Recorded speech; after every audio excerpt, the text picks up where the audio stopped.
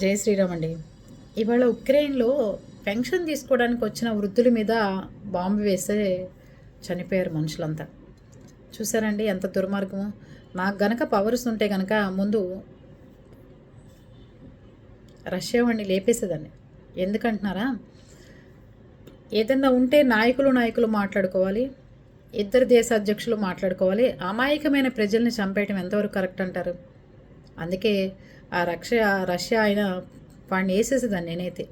ఎట్లాగో నా భాష వాడికి అర్థం కాదు కాబట్టి ధైర్యంగా చెప్పగలుగుతున్నాను. అర్థమైందా? లేదు అంటే వాడికి అర్థమైంది అనుకోండి, వాడి దేశం ఎప్పుడన్నా వెళ్ళినప్పుడు మనకు కూడా అలాంటి శిక్షలే వేస్తాడు. అదే పరిస్థితి. చాలా భయానకమైన వాతావరణం అండి. పెన్షన్ తీసుకోవడానికి వెళ్ళిన వాళ్ళ మీద బాంబులు వేయటం ఏంటండి? సామాన్యమైన పిల్లల మీద, ప్రజల మీద, పసిపిల్లల మీద, ప్రెగ్నెంట్ లేడీల మీద ఎన్నో బాంబులు వర్షాలు కురిపించాడు. సరే ఒప్పుకున్నాం. పాపం పెన్షన్ తీసుకోవడానికి వెళ్ళిన వాళ్ళ మీద కూడా బాంబు వేస్తే చనిపోయాడు. అది పరిస్థితి. ఉక్రెయిన్ పరిస్థితి అంత దయానికంగా ఉంది. ఈ రష్యా వాడిని మాత్రం వదిలిపెట్టకూడదండి. అది రష్యా ఇంజెక్షన్స్ వచ్చినాయి, రష్యా క్యాన్సర్ కనిపెట్టింది అన్న ఇండియాలోకి తెచ్చి మనం వేసుకోకూడదు. వాడు ఏం కలిపి ఇండియాకి పంపిస్తున్నాడో ఎవరికి తెలుసు?